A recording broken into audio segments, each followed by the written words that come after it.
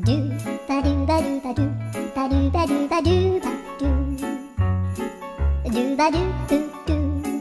राम राम मंडळी, जय महाराष्ट्र. आजचा दिवस फुल लोडेड होता.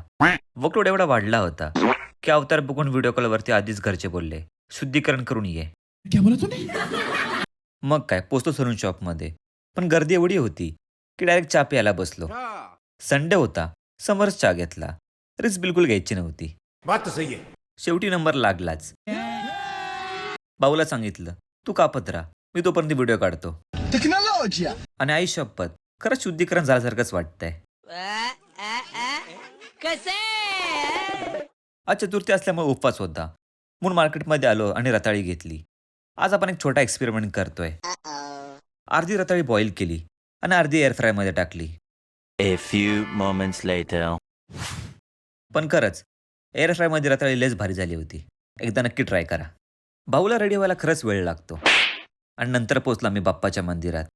बाप्पावर अभिषेक चालू होता. शांत, मस्त आणि पॉझिटिव्ह वाईब. दर्शन घेऊन आम्ही पुढच्या प्लॅनकडे वळालो.